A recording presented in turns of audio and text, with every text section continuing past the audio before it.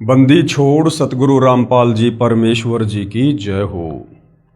परमपिता परमात्मा सारी सृष्टि के रचनहार कुल मालिक असंख्य ब्रह्मांडों के स्वामी जगत गुरु तीनों लोकों में प्रवेश करके सबका धारण पोषण करने वाले राजाधिराज आत्माधार नाथों के नाथ देवों के देव महादेव सर्वेश्वर महेश्वर मृत्युंजय अजरो अमर आदि अनादि सनातनी प्रभु जगत पिता जगदीश्वर श्री श्री 1008 की उपाधि के वास्तविक अधिकारी अकाल मूरत सौद स्वरूपी राम वासुदेव सर्वगतम ब्रह्म परम पूज्य प्रथम पूज्य परम संत परम पुरुष परम धनी परम दयालु सत्य कबीर हक्का कबीर अल्लाहु कबीर अल्लाहु अकबर बाखबर अल्लाह ताला जगत के तारणहार जगत के मुक्तिदाता जगत के जगन्नाथ हारे के सहारे हिंदुओं के राम मुसलमानों के अल्लाह सिखों के वाहिगुरु ईसाइयों के मसीह दया के सागर दयानिधि करुणा के सागर करुणानिधि स्वयंभू परिभू संकट मोचन कष्ट हरण मंगल करण दुख भंजन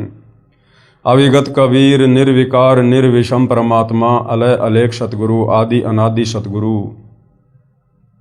असली मर्यादा पुरुषोत्तम असली राम असली कृष्ण असली घनश्याम असली मुरारी राजाओं के राजा महाराजाओं के महाराजा शहंशाहों के शहंशाह सम्राटों के सम्राट भगवानों के भगवान अल्लाहों के अल्लाह प्रभुओं के प्रभु मसीहाओं के मसीह सच्चे वाहिगुरु बाबाओं के बाबा पीरों के पीर सेठों के सेठ जगत सेठ सावड़सा सेठ सर्वगुण संपन्न अनंत कोटि कलाओं के स्वामी अनंत कोटि ब्रह्मांडों के नायक योगियों में महायोगी ध्यानियों में महाध्यानी सिद्धों में परम सिद्ध ज्ञानियों में तत्वज्ञानी ब्रह्म ज्ञानी महाज्ञानी परम ज्ञानी सर्वश्रेष्ठ ज्ञानी विज्ञानी युवा कबीर समर्थ कबीर असमवात अमित ओजा सच्चे रहनुमा करीम अल्लाह सुभान अल्लाह दुनिया के अंतिम पैगंबर 8 सितंबर 1951 से गांव धनाना जिला सोनीपत हरियाणा भारतवर्ष की पावन भूमि पे प्रकट रियल कल की भगवान श्री नारायण साकार हरि श्री बाबा साहेब नूर अनंत परमात्मा सच्चे दरवेश सच्चे बाखबर संत श्रोमणी सतगुरु रामपाल जी परमेश्वर जी के चरण कमल में आप और हम सभी भाई बहनों का अनंत कोटि दंडवत प्रणाम। सत्साई भाई और बहनों, बहुत बड़ी दया बहुत बड़ी मेहर पूज्य गुरुदेव भगवान की परमेश्वर रामपाल जी की, जिनके शुभ आशीर्वाद से विशेष आशीर्वाद से उनके सत्संगों के संग्रह के ऊपर जो पवित्र आध्यात्मिक पुस्तक ज्ञान गंगा बन चुकी है, जिस ज्ञान गंगा पुस्तक को पढ़कर लाखों लोगों ने अपने जीवन की आध्यात्मिक दिशा को बदला है, उस पवित्र पुस्तक ज्ञान गंगा के ऊपर वीडियो बनाने की श्रृंखला जारी है। इसी श्रृंखला में आज हमारा ये 23वें नंबर का वीडियो है और प्रत्येक वीडियो में पूज्य गुरुदेव भगवान के आशीर्वाद से हमें अध्यात्म के बारे में, भक्ति मार्ग के विषय में, आत्मज्ञान और परमात्म ज्ञान के विषय में बहुत कुछ समझने को मिल रहा है। ये पवित्र पुस्तक ज्ञान गंगा सर्व धर्मों के पवित्र धर्मशास्त्रों के ज्ञान से प्रमाणित है, इसलिए इसके अमृत ज्ञान में सुई की नोक रखने जितनी कमी निकालना असंभव है, नामुमकिन है। तो भाई और बहनों, आप और हमें इस पवित्र पुस्तक को समझने के लिए सबसे पहले सृष्टि रचना का ज्ञान होना बहुत जरूरी है, क्योंकि सृष्टि रचना भक्ति मार्ग की मास्टर की है। एक बार नहीं, 2 बार नहीं, जब तक समझ में नहीं आती है आप 100 बार सृष्टि रचना को सुनिए। सृष्टि रचना नहीं समझ में आएगी, हम भक्ति मार्ग पर दृढ़ नहीं हो सकते। हम सब कुछ प्राप्त होने के बावजूद भी आत्मा का कल्याण नहीं करवा पाएंगे यदि हमें ये विश्वास नहीं हुआ कि जो अमृत ज्ञान सतगुरु रामपाल जी हमें सर्व धर्मों के पवित्र धर्मशास्त्रों का निष्कर्ष निकाल कर दे रहे हैं, बस वही परम सत्य है। बाकी सतयुग से वर्तमान समय तक सदियों से आप और हमें केवल शास्त्र विरुद्ध ज्ञान ही बताया गया था। हमें भगवान की परिभाषा का भी आज तक हमारे धर्म गुरुओं ने ज्ञान नहीं करवाया। भक्ति करने के लिए सबसे पहले भगवान के विषय में जानकारी होनी परम आवश्यक है। आज तक हमारा कोई भी धर्मगुरु हमें ये नहीं बता पाया कि आखिर परमात्मा कौन है, कैसा है, उनका नाम क्या है, वो रहता कहाँ है, वो मिलता कैसे है, उसकी भक्ति से लाभ कैसे मिलते हैं। आज तक हमें कोई आत्मज्ञान भी नहीं दे पाया, परमात्म ज्ञान तो बहुत दूर की बात है। तो अब परम पूज्य सतगुरु रामपाल जी ने हमें आत्मज्ञान भी करवाया कि मैं कौन हूँ, कहाँ से आया हूँ, क्यों जन्म रहा हूँ, क्यों मर रहा हूँ, क्यों मैं इन कर्म बंधनों में बंधा हुआ हूँ। मेरी आंखों के सामने अचानक से दुर्घटना हो जाती है, परिवार के परिवार नष्ट हो जाते हैं, जिस परिवार की व्यवस्था में हम पूरा जीवन लगा देते हैं, फिर आखिर ऐसा क्यों। अगर भगवान है तो भगवान फिर ऐसा क्यों कर रहा है, और यदि भगवान होकर वो ऐसा कर रहा है तो फिर वो भगवान कैसे हुआ। भगवान तो परम सुखदायक होता है, भगवान तो सर्वभोग्य पदार्थ उपलब्ध करवाता है, भगवान तो किसी का बेटा नहीं मारता, किसी की बेटी नहीं मारता, किसी का एक्सीडेंट नहीं करवाता, भगवान किसी को भूखा नहीं मरने देता। फिर हम जिस भगवान की भक्ति कर रहे हैं, उस भगवान की भक्ति करते करते आप और हमारे ऊपर ये इतने सारे कष्ट संकट क्यों। तो भाइयों और बहनों, आज से पहले हमें कोई आत्मज्ञान भी नहीं करवा पाया, और सतगुरु रामपाल जी ने हमें परमात्म ज्ञान करवा दिया। और ना केवल ज्ञान, हमें उस परमात्मा के लोक सचखंड में जाने की कंप्लीट भक्ति विधि भी शास्त्र प्रमाणित करके दे दी है। अब यदि कमी रहेगी तो मानव समाज की रहेगी, अन्यथा सतगुरु रामपाल जी ने अध्यात्म का पूरा पिटारा खोल दिया है। तो सृष्टि रचना को भाइयों और बहनों, सतगुरु रामपाल जी के सत्संग सुनने से पहले या उनके द्वारा लिखित पवित्र पुस्तकों का अध्ययन करने से पूर्व आप जी ने सतगुरु रामपाल जी के द्वारा बताई गई, लिखी गई, सुनाई गई सृष्टि रचना को बहुत ही ध्यानपूर्वक सुनना है और समझना है। तो भाइयों और बहनों, इस पवित्र पुस्तक ज्ञान गंगा से हमने सृष्टि रचना को समझा। साथ में सतगुरु रामपाल जी ने यह भी प्रमाणित किया कि जो सृष्टि रचना आपको इस पवित्र पुस्तक ज्ञान गंगा में लिख कर दी गई है, उसे सर्वधर्मों के सर्वधर्म शास्त्रों से प्रमाणित भी किया गया है।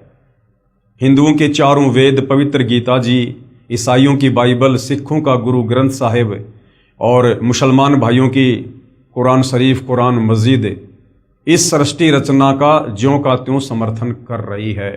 बताइए फिर शक और संदेह की गुंजाइश कहाँ रह जाएगी। तो आप धीरे धीरे अध्यात्म में आगे बढ़िए, सतगुरु रामपाल जी के सत्संग सुनते रहिए, और यदि आप थोड़ा रुचि लेकर धैर्य के साथ निष्पक्ष भाव से उनके तत्व ज्ञान को समझने का प्रयास करेंगे तो अवश्य आप जी सफल भी होंगे। तो भाइयों और बहनों, अब भक्ति मार्ग पर लगने से पहले हमें गुरु धारण करना अति आवश्यक है, क्योंकि गुरु के बिना ज्ञान नहीं हो सकता, वो चाहे अक्षर ज्ञान हो, वो चाहे आध्यात्मिक ज्ञान हो। हम अपने बच्चे को अक्षर ज्ञान करवाने के लिए, उसे एक सभ्य नागरिक बनाने के लिए और भविष्य में एक अच्छा व्यक्ति बनाने के लिए, ताकि वो अच्छा पढ़ लिख के डिग्री हासिल करे, एक अच्छी नौकरी प्राप्त करे या खुद का बिजनेस करे, जिससे वो पैसे कमाए, धन कमाए और अपने परिवार का वो अच्छे से पालन पोषण करे। उसके लिए हम अपने बच्चे को स्कूल भेजते हैं गुरु के पास। ठीक इसी प्रकार भाइयों और बहनों, ये आध्यात्मिक ज्ञान है। अभी तक हमें किसी ने इस आध्यात्मिक ज्ञान के वो लाभ बताए ही नहीं, जिस कारण से हमारी रुचि इस अध्यात्म में आगे बढ़ने की नहीं बनी। अब सतगुरु रामपाल जी ने हमें सृष्टि रचना के माध्यम से बताया है कि बच्चों, तुम यहाँ के रहने वाले नहीं हो, तुम तो यहाँ पर कष्ट भोग रहे हो, कहर भोग रहे हो। छोटी मोटी नौकरी तो छोड़ो, यदि तुम पूरी पृथ्वी के राजा हो तो भी तुम यहाँ पर कष्ट भोग रहे हो, कहर भोग रहे हो। आज तुम्हें इस काल बलि ने धोखा देके तुम्हारे ही पुण्यों से तुम्हें राजा बना दिया, और राजा बनाकर अब ये तुम्हारे से इतने पाप करवा देगा कि अगले जन्मों में सीधा फिर ये उसे गधे की योनि में ठोकेगा। परमेश्वर की वाणी है, एक हरि की भक्ति बिन राजा गधा हो, माटी लदे कुम्हार की घास न डाले कोई। तो अब हमें इस आध्यात्मिक ज्ञान की आवश्यकता पड़ेगी, क्योंकि अब हमें जानकारी हो चुकी है कि हम इस काल के 21 ब्रह्मांड के निवासी नहीं हैं। हम सतलोक में रहा करते थे, हम अपनी गलती से इस काल के साथ यहाँ पर सजा भोगने के लिए आ गए हैं, और हम यहाँ युगों युगों से कर्म दंड भोग रहे हैं। हम सतलोक में रहा करते थे, वहाँ पर किसी चीज़ का अभाव नहीं था। सर्व सुविधा हमें कबीर परमेश्वर जी अपने कोटे से दिया करते थे। प्रत्येक वस्तु वहाँ पर निःशुल्क है। वहाँ ना कोई लक 84 योनियों का कष्ट है, ना वहाँ पर नरक में जाना होता है, ना वहाँ पर तपतशिला का कष्ट है, ना वहाँ जन्म और मरण की पीड़ा है, ना वहाँ कोई कार्य करना पड़ता है, ना वहाँ पर कोई लड़ाई झगड़ा, मान मुटाग, राग द्वेष, ईर्ष्या, छल कपट, धोखाधड़ी, मिलावट, काला बाजारी, रिश्वतखोरी, चोरी, जारी, ठगी, वहाँ कुछ भी नहीं है। वो सुख सागर है, वहाँ केवल सुख ही सुख है। और हम वहाँ पर अविनाशी रूप में रहते हैं। हम कभी नहीं मरते, हम कभी भी बूढ़े नहीं होते, किसी चीज़ का अभाव नहीं है। जो हम सुना करते थे दूध दही शहद अमृत जल की नदियाँ, वो सतलोक में बहा करती हैं। तो भाइयों और बहनों, ऐसे सुखमय स्थान को छोड़कर हम अपनी नादानी के चलते इस काल के बहकावे में आकर जब ये सतलोक में तप कर रहा था, हम पतिव्रता पद से नीचे गिरकर इसके ऊपर आसक्त हो गए, जिसकी सजा आज हम यहाँ इसके 21 ब्रह्मांडों में प्राप्त कर रहे हैं। तो जब ये ज्ञान सतगुरु रामपाल जी ने हमें बताया, समझाया, उसके बाद हमारी अध्यात्म में रुचि बनी कि वास्तव में यदि हमने कोई डिग्री हासिल करनी है तो हमने सतलोक की डिग्री हासिल करनी है। यदि वास्तव में हमने कहीं पर जाकर परमानेंट नौकरी करनी है तो सतलोक में करनी है। नौकरी का मतलब सदा सदा के सुख है। तो अब भाइयों और बहनों, मानव समाज की भक्ति मार्ग में रुचि बनेगी, क्योंकि अब हमें सतगुरु रामपाल जी के आशीर्वाद से यथार्थ भक्ति मार्ग मिला है। हमें कोई वास्तव में इस सृष्टि रचना को समझाने वाला मिला है। हमें वास्तव में आज सतगुरु रामपाल जी ने बताया कि भगवान कौन है, कैसा है, कहाँ रहता है और कैसे मिलेगा। वो भगवान तो हमारे पीछे युगों युगों से पड़ा हुआ है। हमें सतलोक ले चलने के लिए हम अपनी नादानी के चलते उन पर विश्वास नहीं कर पाते हैं, जिस कारण से हम धोखा खा जाते हैं। तो भाई और बहनों, अब हम सबकी रुचि बनेगी, क्योंकि अब हमें सृष्टि रचना का ज्ञान हो चुका है। अब हमें इस काल के 21 ब्रह्मांडों की रचना का ज्ञान हो चुका है कि क्यों इसने ब्रह्मा विष्णु महेश को एक एक गुण युक्त करके आप और हमें यहाँ पर अपने जाल में फंसा रखा है। इसको प्रतिदिन 1 लाख मानव शरीरधारी आत्माओं के सूक्ष्म शरीर से निकली वासना खानी पड़ती है, जिस कारण से ये हमें अपने भोजन के रूप में यहाँ पर पैदा करवाता है और हम इसी प्रकार से अपना कर्मदंड भोगते रहते हैं। तो भाई और बहनों, ज्ञान से भय होता है और भय से फिर इस भक्ति में रुचि बनती है। इसलिए अब पूरे विश्व का मानव समाज आने वाले समय में सतगुरु रामपाल जी की शरण में होगा और सभी लोग भक्ति करके अपनी आत्मा का कल्याण करवाएंगे। तो भाई और बहनों, अध्यात्म में सबसे पहले गुरु होना अति आवश्यक है। अब गांव गांव में, नगर नगर में गुरु बैठे हैं। कोई गेरुआ वस्त्र पहन के, कोई काला वस्त्र पहन के, कोई लाल वस्त्र पहन के, कोई पीताम्बर पहन के, कोई लंबी लंबी जटा बढ़ा के, कोई बिल्कुल सफाचट करवा के, कोई धारा प्रवाह कथा करता है, कोई संस्कृत भाषा में कथा करता है, किसी की करोड़ों में संगत है, कोई मंत्रियों के पास जाता है, किसी के पास मंत्री जाते हैं। तो हम लोग सोचते हैं कि संत महात्मा गुरुजन तो ये हैं जिनके करोड़ों में भगत हैं। लेकिन भाइयों और बहनों, बाहरी दिखावे से, बाहरी आडंबर से एक पूर्ण गुरु होने का कोई संबंध नहीं है। परमात्मा जी कहते हैं, कंठी माला सुमरणी पहनने से क्या हो, ऊपर तो ढूंढा साधु का लेकिन अंतर राख्या खोए। तो भाइयों और बहनों, हमारे शास्त्र ही हमें बताएंगे, समझाएंगे कि वास्तव में पूर्ण गुरु कौन होता है, तत्वदर्शी संत कौन होता है। तो गीता जी अध्याय 15 श्लोक नंबर 1 से 4 और 17 में, गीता अध्याय 4 श्लोक नंबर 34 में हमें तत्वदर्शी संत की पहचान बताई गई है, जो सतगुरु रामपाल जी ने हमें गीता जी को पढ़ाते समय बताया। तो अब हमें तत्वदर्शी संत की पहचान हो चुकी है, इसलिए हम आपको सीधे सीधे तत्वदर्शी संत का एड्रेस बता रहे हैं, ताकि आपको भटकना ना पड़े, भ्रमना ना पड़े, ज़्यादा टेंशन ना लेनी पड़े। तो भाई और बहनों, आज इस पृथ्वी पर वह तत्वदर्शी संत सतगुरु रामपाल जी हैं। सतगुरु रामपाल जी के पास ही इस पृथ्वी पर यथार्थ शास्त्र अनुकूल सत भक्ति मार्ग है, जिस मार्ग को अपनाकर हम इस काल बलि के इस कर्म दंड से छूटकर और अपने निज लोक सतलोक को जा सकते हैं। दूसरा कोई विकल्प, कोई तरीका नहीं है। तो भाइयों और बहनों, बहुत सारे भविष्य वक्ताओं ने भी आज से सैकड़ों वर्ष पहले परम पूज्य सतगुरु रामपाल जी के विषय में भविष्यवाणियां कर रखी हैं।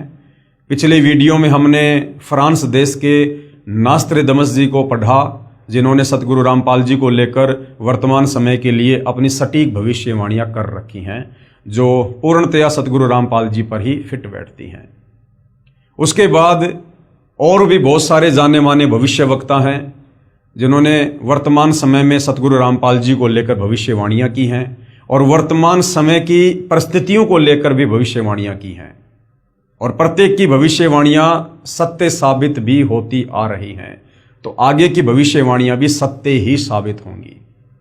और यदि सतगुरु रामपाल जी ने अपनी पवित्र पुस्तक ज्ञान गंगा में उन भविष्यवाणियों का समावेश किया है, तो निसंदेह वो भविष्यवाणियां समय आने पर सत्य ही साबित होंगी। तो सतगुरु रामपाल जी को लेकर और किन किन भविष्य वक्ताओं ने भविष्यवाणियां की हुई हैं, ताकि इन भविष्यवाणियों को देखकर हमारा विश्वास और अधिक दृढ़ हो कि वास्तव में हम पूर्ण संत की शरण में हैं, तत्वदर्शी संत की शरण में हैं। और यदि हम आजीवन मर्यादा में रहकर इस भक्ति मार्ग पर लगे रहे, तो हमारी आत्मा का कल्याण इसी जन्म में 100% पक्का है। तो यहां पर लिखा है, सतगुरु रामपाल जी महाराज के समर्थन में अन्य भविष्य वक्ताओं की भविष्यवाणियां। इंग्लैंड के ज्योतिषी कीरो ने सन 1925 में लिखी पुस्तक में भविष्यवाणी की है, 20वीं सदी अर्थात सन 2000 ईस्वी के उत्तरार्ध में, यानी सन 1950 के पश्चात उत्पन्न संत ही विश्व में एक नई सभ्यता लाएगा। तो सतगुरु रामपाल जी का जो प्राकाट्य है वो 8 सितंबर 1951 को हुआ, यानी 20वीं सदी जब आधी गुजर गई 1950, उसके बाद जो संत प्रकट होगा और पूरे विश्व में आध्यात्मिक क्रांति के द्वारा परिवर्तन लेकर आएगा, तो ये सतगुरु रामपाल जी के ऊपर बिल्कुल सटीक बैठती है, क्योंकि 8 सितंबर 1951 को सतगुरु रामपाल जी का धरती पर प्राकाट्य होता है। सन 1950 के बाद उत्पन्न संत ही विश्व में एक नई सभ्यता लाएगा। अब भाइयों और बहनों, कुछ एक शब्द ऐसे हैं जो सतगुरु रामपाल जी के साथ में यदि हम प्रयोग करेंगे तो थोड़े से विरोधाभास वाली बात हो जाती है, क्योंकि ये जितने भी भविष्य वक्ता हैं, ये केवल अपने पूर्व जन्मों की भक्ति कमाई के कारण ये भविष्य को देखते हैं, और जैसा ये लोग देखते हैं वैसा ही ये लोग लिख देते हैं, बता देते हैं। इन्हें संत के विषय में, भक्ति के विषय में, भक्ति मार्ग के विषय में इन्हें कुछ नहीं पता होता है। ये केवल उतना ही बताते हैं जितना ये लोग देखते हैं। तो यहां पर बार बार जो सतगुरु रामपाल जी के नाम के साथ में उत्पन्न होना या फिर जन्म लेना, इस प्रकार के जो शब्द प्रयोग होते हैं, ये शब्द उचित नहीं है। आप और हमें अब ज्ञान हो चुका है, बातें समझ में आ चुकी हैं कि सतगुरु रामपाल जी स्वयं सतलोक से चलकर इस धरती पर प्रकट हुए हैं। ये स्वयं जगत के तारणहार हैं, सर्व सृष्टि के रचनहार हैं। ये स्वयं ही कबीर परमेश्वर हैं, क्योंकि कबीर परमेश्वर जी के अलावा इस काल के 21 ब्रह्मांड में सृष्टि रचना के विषय में कोई नहीं बता सकता है। इस काल दुर्गा और ब्रह्मा विष्णु महेश की उत्पत्ति के विषय में उस कबीर परमेश्वर जी के अलावा इस 21 ब्रह्मांड में और कोई नहीं बता सकता है।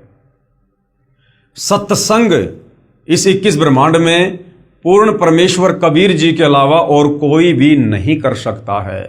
बाकी लोग कहते जरूर है कि हम सत्संग करते हैं, लेकिन वो यथार्थता नहीं है, उनमें सत्यता नहीं है। और तत्वदर्शी संत की भूमिका केवल कबीर परमात्मा जी ही निभाते हैं। और वो कबीर परमात्मा जब यहाँ पर सतगुरु रूप में प्रकट होता है, तो वो किसी माँ के गर्भ से जन्म लेकर नहीं आता है। ना सतगुरु जननी जने जाके माना बाप, पिंड ब्रह्मंड से रहित है ना वहां तीनों ताप। सतगुरु कभी भी जननी से जन्म नहीं लेता है। अब भाइयों और बहनों, परिस्थितियों के अनुसार, देश काल और परिस्थितियों के अनुसार ये कबीर परमात्मा कुछ भी लीला कर सकते हैं। हमारी चरम दृष्टि को धोखा देते हुए, इस काल बलि को धोखा देते हुए ये परमात्मा वर्तमान समय 8 सितंबर 1951 को हुए तो हैं प्रकट, लेकिन लीला ऐसी अजब गजब करते हैं कि जैसे उनका मां के गर्भ से जन्म हुआ है। ये भाइयों और बहनों बहुत ही एक लंबा विषय है। इसके ऊपर दास बहुत सारे वीडियो बना चुका है। आप जी सोशल मीडिया पर देख सकते हैं कि सतगुरु रामपाल जी का जन्म हुआ है या फिर वे प्रकट हुए हैं। आपको भली भांति समझ में आ जाएगा। तो ये भविष्य वक्ता जैसा देखते हैं, यानी जितना इनकी बुद्धि काम करती है, ये केवल उतना ही बता सकते हैं। तो क्या कहा गया है, 20वीं सदी अर्थात सन 2000 ईस्वी के उत्तरार्ध में सन 1950 के पश्चात उत्पन्न संत ही विश्व में एक नई सभ्यता लाएगा, जो कि सतगुरु रामपाल जी के लिए इशारा है, जो संपूर्ण विश्व में फैल जाएगी। भारत का वह एक व्यक्ति, अब देखिए सतगुरु रामपाल जी व्यक्ति नहीं है। अब दिखाई जरूर एक व्यक्ति की बातें दे रहे हैं, दिखाई जरूर एक साधारण से आदमी या संत की तरह दिखाई दे रहे हैं, लेकिन इनका जो व्यक्तित्व है वो पिछली भविष्यवाणी में नास्त्रदमस जी ने बता दिया कि वो तेज पुंज का धनी होगा।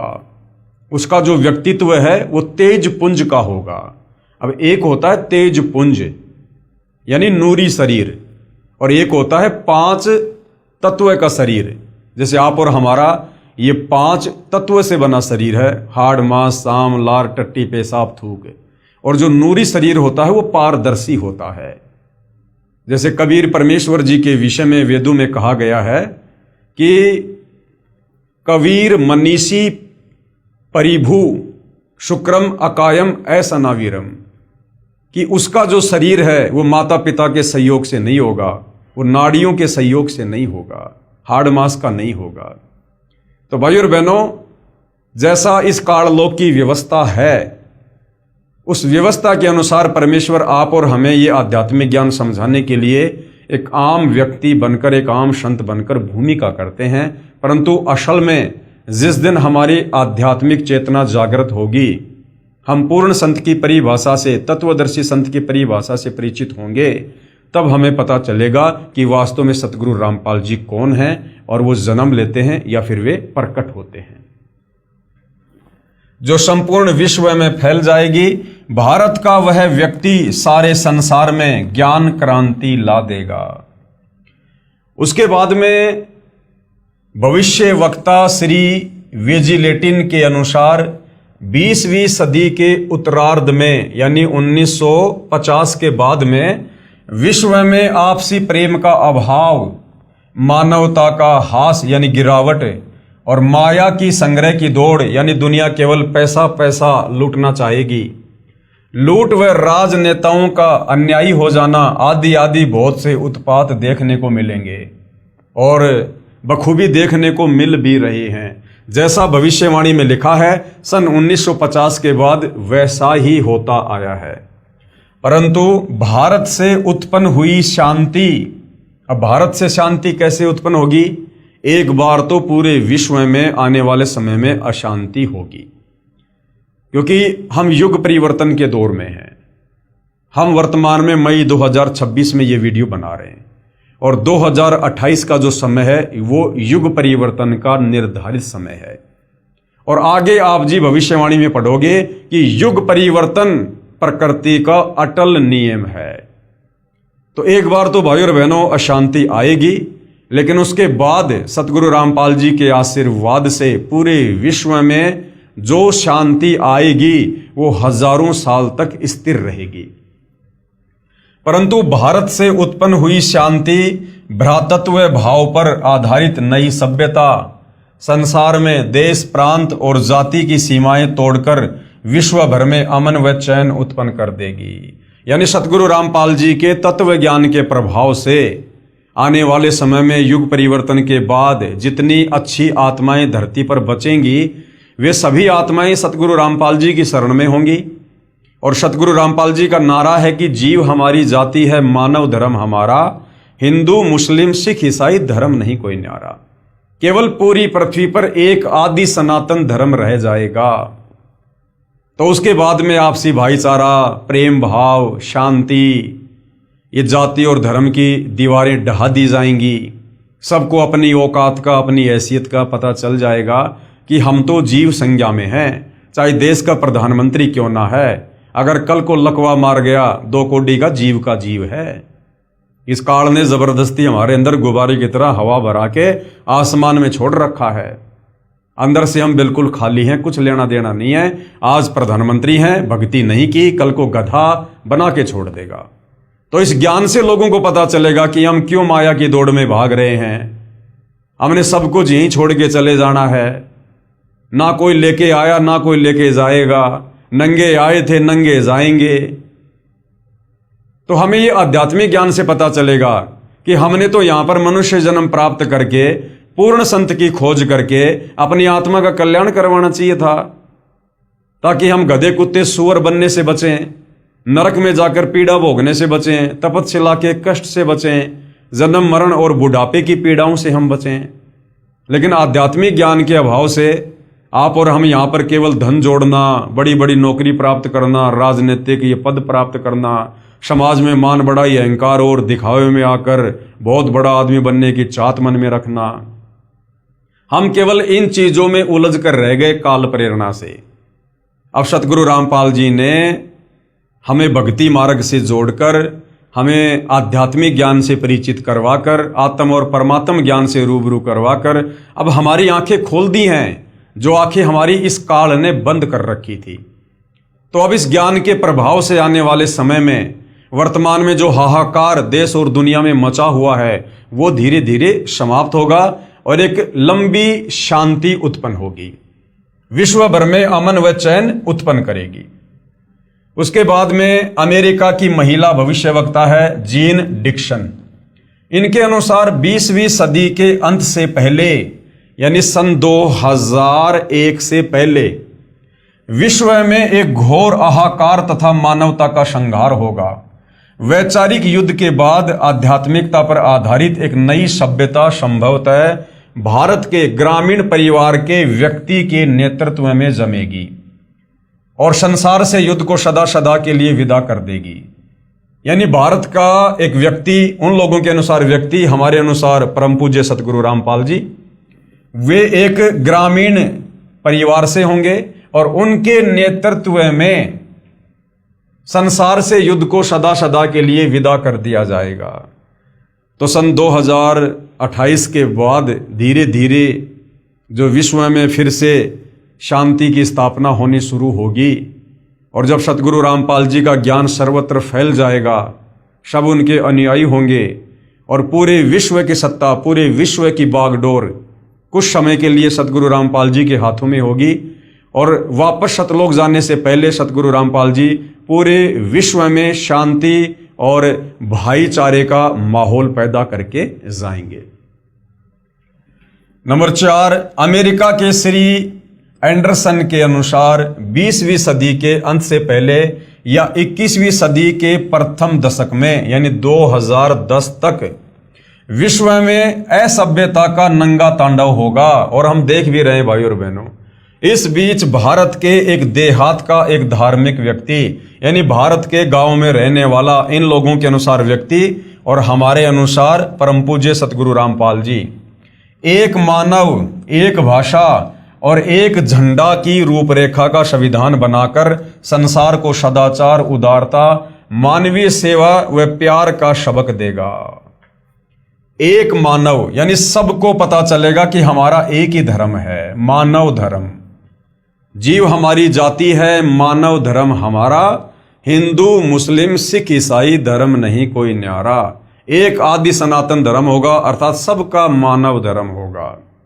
तो सतगुरु रामपाल जी सबको एक सूत्र में जोड़कर जाएंगे। ये धर्म की दीवारों को ढहा दिया जाएगा और सब एक अच्छे मानव की भूमिका निभाएंगे।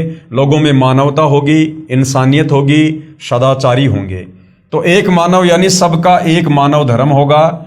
एक भाषा, सतगुरु रामपाल जी हमें जो तत्व ज्ञान दे रहे हैं, ये तत्व ज्ञान पूरे विश्व की भाषा होगी, अर्थात पूरा विश्व सतगुरु रामपाल जी के बताए अनुसार भक्ति करेगा।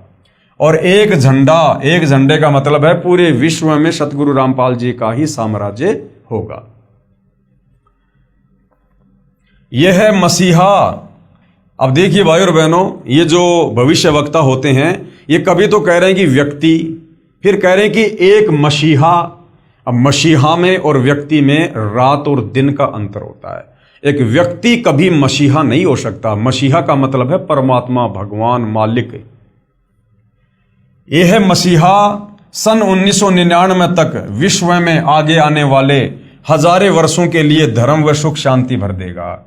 यानी सन 1994 से और सन 1999 तक सतगुरु रामपाल जी ने जो सत्संग किए हैं, करोथा के सत्संग हैं, जींद के सत्संग हैं, काठमंडी के सत्संग हैं, रोहतक वाले सत्संग हैं, यानी गांव गांव जाकर सतगुरु रामपाल जी ने आदरणीय गरीबदास जी के सदग्रंथ साहिब को आधार बनाकर जो सत्संग किए हैं, उन सत्संगों को सुनकर आने वाले समय में पूरा विश्व इस आध्यात्मिक ज्ञान से परिचित होगा। क्योंकि सतगुरु रामपाल जी ने शुरुआत में जो सत्संग किए हैं वो 5वें वेद, सूक्ष्म वेद को आधार बनाकर सत्संग किए हैं। यानी वास्तव में जिनको हम सत्संग कह सकते हैं, वास्तव में जो आत्मा की खुराक है, वो सन 1994 से लेकर सन 1999 तक सतगुरु रामपाल जी के द्वारा किए गए सत्संग हैं। उसके बाद में सन 1999 में सतलोक आश्रम करोथा की शुरुआत करके सतगुरु रामपाल जी ने 2014 तक केवल ज्यादातर हमें धर्मशास्त्रों से प्रमाणित करके इस ज्ञान को समझाया है। जैसे गीता जी को दिखाना, चारों वेदों को दिखाना, कुरान शरीफ को दिखाना, कुरान मस्जिद को दिखाना, तौरेत, जबूर, इंजिल को दिखाना, बाइबल को दिखाना, गुरु ग्रंथ साहिब को दिखाना, अन्य साधु संत महात्माओं के आधे अधूरे ज्ञान की पुस्तकों को दिखाना। तो सन 2000 से 2014 तक तो सतगुरु रामपाल जी ने आप और हमें समझाने के लिए कि जो ज्ञान उन्होंने सन 1994 से 1999 तक कहा है, 5वें वेद, सूक्ष्म वेद को आधार बनाकर, वो परम सत्य है। हमें उस पर विश्वास करवाने के लिए उन्होंने ये हमारे धर्मशास्त्र दिखाए कि भाई तुम्हें जो ज्ञान दिया जा रहा है ये ज्ञान तुम्हारे ही धर्म की पवित्र पुस्तकों से प्रमाणित है, तुम विश्वास करो।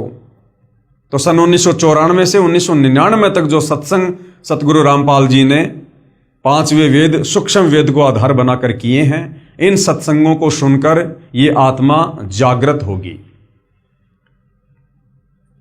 नंबर 5, हॉलैंड के भविष्य दृष्टा श्री गेरार्ड क्राइसे के अनुसार 20वीं सदी के अंत से पहले यानी सन 2000 से पहले या 21वीं सदी के प्रथम दशक में यानी 2010 तक भयंकर युद्ध के कारण कई देशों का अस्तित्व ही मिट जाएगा।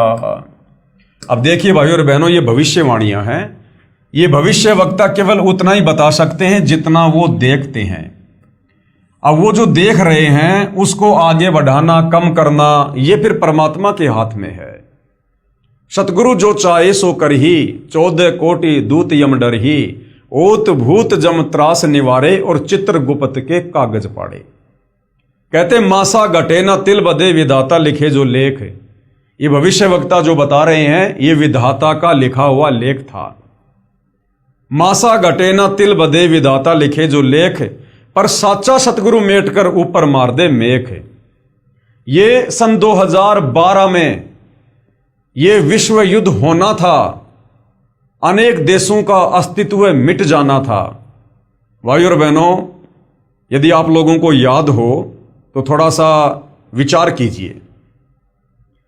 दास का जन्म सन 1984 में हुआ और सन 1999 का समय आते आते हम सुना करते थे, बड़े जोर शोरों से भविष्यवाणियां थी, हर तरफ चर्चा थी कि 1999 में जो है दुनिया खत्म हो जाएगी, दुनिया खत्म हो जाएगी। भाइयों और बहनों, 1999 में दुनिया खत्म होनी थी, क्योंकि 1999 में तीसरा विश्व युद्ध होना था। लेकिन धरती पर सतगुरु रामपाल जी के रूप में वो परम शक्ति भी प्रकट हो चुकी थी।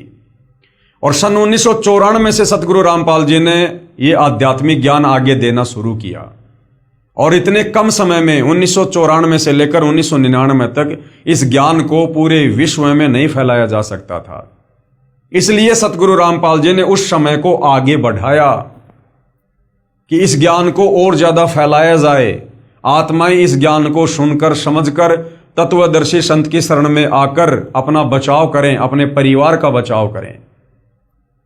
इस समय को बढ़ाया गया सन 2012 तक।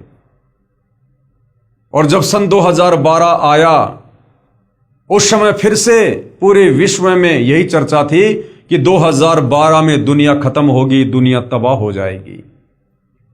लेकिन 2012 तक भी सतगुरु रामपाल जी ने देखा कि जिस स्पीड से यह ज्ञान पूरे विश्व में जाना था, अभी तक नहीं जा पाया है।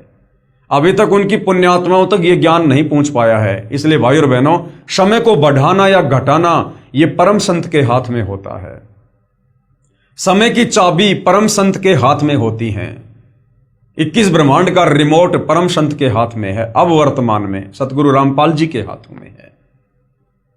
तो सन 2012 वाले समय को भी सतगुरु रामपाल जी ने आगे बढ़ाया।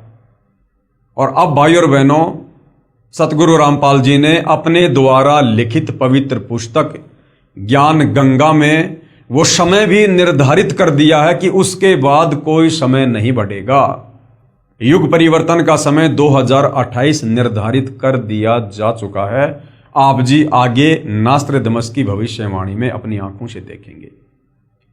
तो अब भाई और बहनों, 2028 के बाद किसी को समय नहीं मिलेगा, कोई चांस नहीं मिलेगा।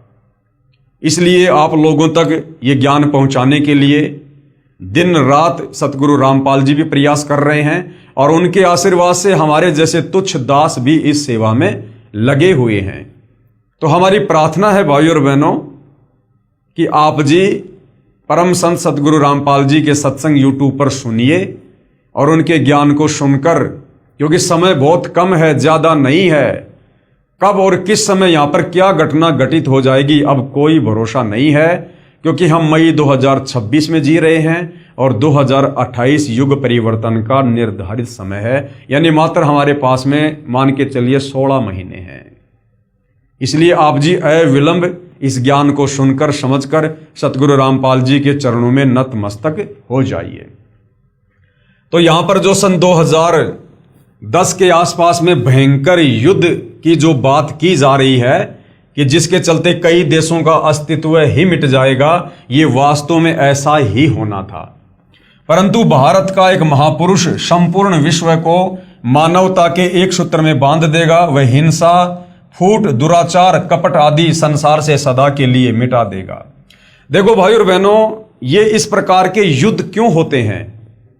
ये इस प्रकार के बड़े बड़े युद्ध क्यों होते हैं? इतनी बड़े स्तर पर जनहानि और ये मानव हानि क्यों होती है? क्योंकि जब इस पृथ्वी पर पाप आवश्यकता से ज्यादा बढ़ जाता है, उस समय यहां पर इस प्रकार के कहर टूटते हैं, कष्ट आते हैं देश दुनिया पर।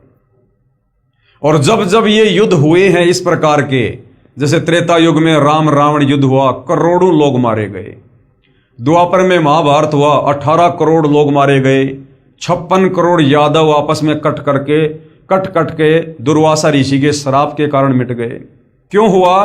क्योंकि उस दौरान पृथ्वी पर पाप कर्म का दबाव ज्यादा हो गया था। तो भाई और बहनों, ये जो वर्तमान का समय है, इस समय इस पृथ्वी पर पाप कर्मों का दबाव बहुत ज्यादा है। और ये पाप कर्मों का दबाव वर्तमान में इतना ज्यादा हो गया था कि 1999 में भयंकर युद्ध होना था और कई देशों का अस्तित्व समाप्त हो जाना था। लेकिन कारण आपको बता दिया गया है कि सतगुरु रामपाल जी के आशीर्वाद से यह समय आगे बढ़ाया गया है। और भाई और बहनों, आगे समय क्यों बढ़ा है उसका भी एक रीजन होता है। जब यहां पाप कर्म बढ़ता है तो इस प्रकार की परिस्थितियां पैदा होती हैं, और जब यहां पर धर्म कर्म ज्यादा बढ़ जाता है, जब पुण्य ज्यादा बढ़ जाते हैं, तो पाप के ऊपर लगाम लग जाती है। तो सतगुरु रामपाल जी ने सन 1994 से जो शत भक्ति की शुरुआत हम आत्माओं से करवाई है, उसके बाद सतगुरु रामपाल जी ने हमें घर घर पर 5 यज्ञ करने के निर्देश दिए हैं। एक यज्ञ है ज्ञान की, दूजी यज्ञ है ध्यान, तीजी यज्ञ है हवन की, चौथी यज्ञ प्रणाम और 5वीं यज्ञ है धर्म भंडारे। तो ये 5 यज्ञ लगभग 20-25 वर्षों से, सन 1994 से सतगुरु रामपाल जी के भक्तों के द्वारा घर घर में किए जा रहे हैं। और ये यज्ञ इतनी जबरदस्त है कि इनका जो प्रतिफल है वो बहुत ही ज्यादा है। साथ में सतगुरु रामपाल जी ने हमें जो शत भक्ति मंत्र दिए हैं वो शास्त्रों से प्रमाणित हैं। उन थोड़े से मंत्रों के जाप से बहुत ज्यादा लाभ साधक को मिलता है और आसपास का जो वातावरण है वो भी शांतिमय बनता है। जिस प्रकार भाइयों और बहनों, मान लीजिए मेरे घर में हलवा बन रहा है, ठीक है, हलवा मेरे घर में बन रहा है तो हलवा तो मैं खाऊंगा, विशेष लाभ तो मैं ही प्राप्त करूंगा, परंतु महक पड़ोसी के घर में भी जाएगी और हलवे की महक बड़ी अच्छी होती है। हलवे की महक को लेकर पड़ोसी भी प्रसन्न होता है, आनंदित होता है।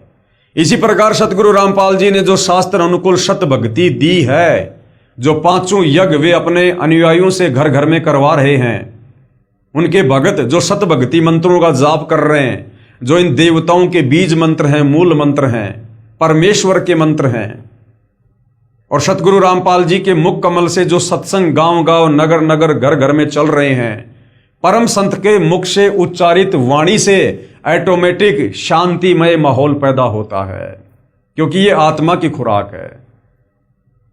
और दूसरी बात भाइयों और बहनों, जब स्वयं सारी सृष्टि का मालिक, असंख्य ब्रह्मांडों का परमपिता परमात्मा जब इस धरती पर स्वयं प्रकट हो जाता है संत रूप में, सतगुरु रूप में, तो भाइयों और बहनों वो अनहोनी को होनी में और होनी को अनहोनी में भी बदल देता है। कहते हैं कि आग लगी आकाश में और झड़ झड़ पड़े अंगार। आग लगने का मतलब है पाप कर्म जब बहुत ज्यादा बढ़ जाते हैं तो झड़ झड़ पड़े अंगार, यानी जीवों के ऊपर फिर परेशानी आती है, कष्ट आते हैं, यह कर्म दंड के कारण हाहाकार मच जाता है। तो कहते हैं आग लगी आकाश में झड़ झड़ पड़े अंगार, और भाई संत ना होता धरती पर तो जल मरता संसार। तो भाई और बहनों, समझदार को संकेत ही काफी है। ये जो भी थोड़ी बहुत शांति आप जी वर्तमान में देख रहे हैं, ये सतगुरु रामपाल जी के पावन चरण कमल भारत देश की धरती पर प्रकट हैं, और साथ में उनके भक्तों के द्वारा जो शत भक्ति मर्यादा में रहकर की जा रही है, घर घर में जो हवन यज्ञ हो रहा है, 5 यज्ञ हो रही हैं, सतगुरु रामपाल जी की वाणियां चल रही हैं, इससे भाई और बहनों ये 2028 तक ये माहौल थोड़ा शांतिमय है। लेकिन पूरा विश्व इस भक्ति को इतनी आसानी से स्वीकार नहीं करेगा। इसलिए भाई और बहनों 2028 तक अशांति होना भी जरूरी है। जो लोग इस भक्ति को स्वीकार नहीं करेंगे, धर्म कर्म नहीं करेंगे, वो लोग इस संसार को छोड़कर जाएंगे। अर्थात यहां पर बहुत ही कम जनसंख्या शेष रह जाएगी। आप जी भविष्य मालिका में भी देखते हैं किस प्रकार से भविष्यवाणियां की हुई हैं कि पूरे विश्व की जनसंख्या मात्र 64 करोड़ रह जाएगी, जो वर्तमान में लगभग 800 करोड़ के आसपास है। तो विचार कीजिए भाई और बहनों किस स्तर पर जनहानि होगी। अब भाई और बहनों हम ये भी नहीं कह सकते कि मात्र 64 करोड़ ही बचेंगे, क्योंकि परमात्मा स्वयं धरती पर सतगुरु रामपाल जी के रूप में प्रकट हैं, और ये परमात्मा कुछ भी कर सकता है। ये तिल की ओट में पहाड़ को भी छुपा सकता है। तो भाई और बहनों, जिन्होंने अपना बचाव करना है, अपने परिवार का बचाव करना है, और विशेष तौर पर भाई और बहनों अपनी आत्मा का कल्याण करवाना है, तो समय रहते सतगुरु रामपाल जी के सत्संगों को सुनकर समझकर उनकी शरण में जरूर आना चाहिए। परंतु भारत का एक महापुरुष संपूर्ण विश्व को मानवता के एक सूत्र में बांध देगा। वह हिंसा, फूट, दुराचार, कपट आदि संसार से सदा के लिए मिटा देगा। अमेरिका के भविष्यवक्ता श्री चार्ल्स क्लार्क के अनुसार 20वीं सदी के अंत से पहले, यानी सन 2000 से पहले, एक देश विज्ञान की उन्नति में सब देशों को पछाड़ देगा, यानी अमेरिका। परंतु भारत की जो प्रतिष्ठा है विशेषकर इसके धर्म और दर्शन से होगी।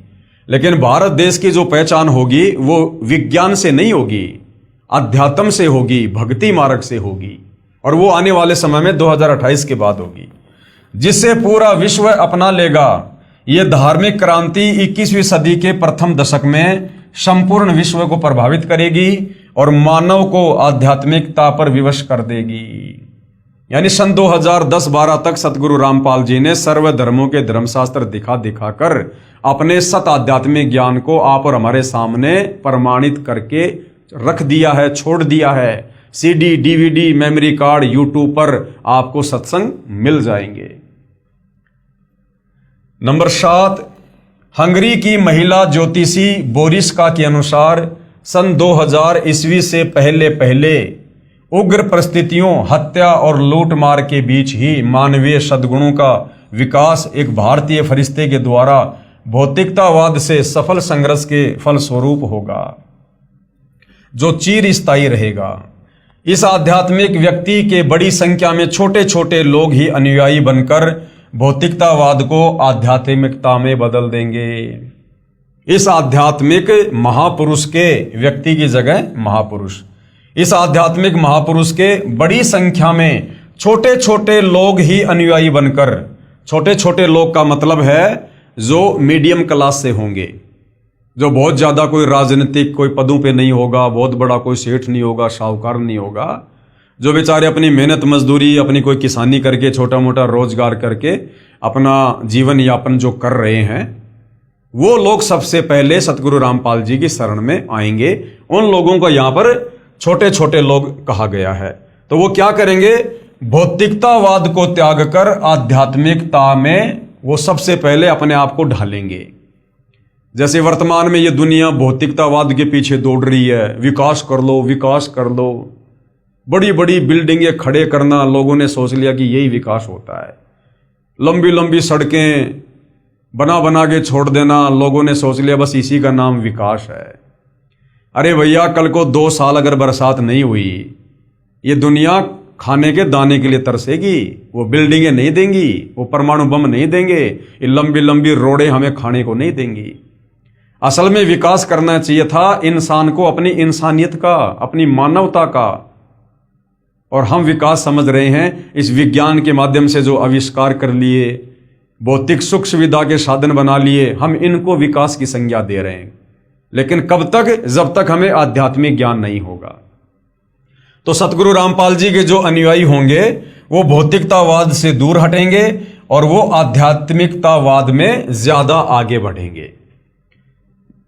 नंबर 8, फ्रांस के डॉक्टर जूल वर्न के अनुसार सन 1990 के बाद यूरोपीय देश भारत की धार्मिक सभ्यता की ओर तेजी से झुकेंगे, क्योंकि यूरोपीय देश भाई और बहनों विज्ञान के बलबूते पर विकास कर करके थक चुके हैं। उन्होंने विकास के नाम पर दुनिया के विनाश का सामान तैयार किया है। अब भाई और बहनों, ये विज्ञान इंसान को शांति नहीं दे सकती। अरे चाहे यूरोप का हो, चाहे इंग्लैंड का हो, चाहे अमेरिका का हो, आत्मा तो सब परमात्मा की है और आत्मा को चाहिए परमात्मा। जब तक परमात्मा नहीं मिलेगा, सत भक्ति नहीं मिलेगी जो कि आत्मा की खुराक है, तब तक ये आत्मा चैन से बैठ नहीं सकती।